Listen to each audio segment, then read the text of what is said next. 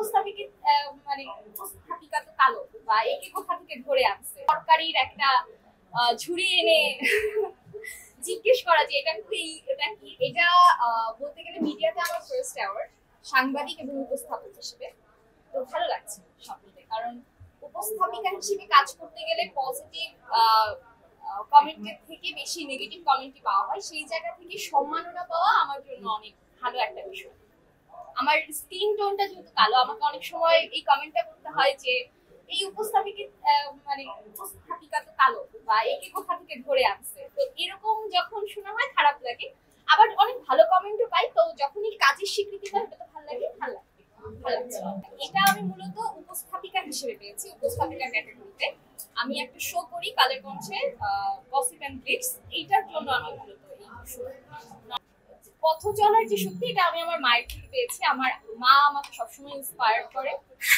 আর সাংবাদিক হতে হবে বা উপস্থাপিকা হতে হবে এরকম কোনো বিষয় ছিল না, বাট ছোটবেলা থেকে এরকম একটা জেদ ছিল যে আমি এমন কিছু করবো যার মাধ্যমে আমাকে দেখে আরো 3জন বা আরো 2জন মেয়ের সামনে এগিয়ে আসবে। তো আমার কাছে মনে হয়েছে যে সাংবাদিকতা প্রফেশনে জার্নালিস্ট খুব কম আছে, মেয়ে জার্নালিস্ট খুব কম ছিল, প্রফেশনাল যারা পড়াশোনা শিখে জার্নালিস্ট হয়েছে। তো আমার কাছে ওইটা একটা চ্যালেঞ্জ ছিল যে আমি জার্নালিজমে পড়ে সাংবাদিকতা করব।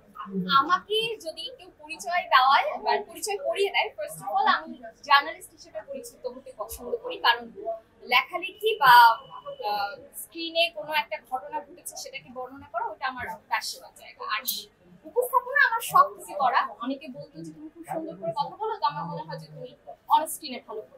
অবশ্যই দায়বদ্ধতার জায়গাটা তো থেকেই যায়, আর সেটা আছে বলেই আমি আশা করব যে আমাদের বিনোদনে বিশেষ করে যে ইদানিং আমরা দেখতে পাই যে খুব কন্ট্রোভার্সিয়াল কিছু প্রশ্ন করে তারকাদের বা অতিথিকে আনকমফোর্টেবল ফিল করে দেওয়া, বা তরকারির একটা ঝুড়ি এনে জিজ্ঞেস করা যে এটা কি।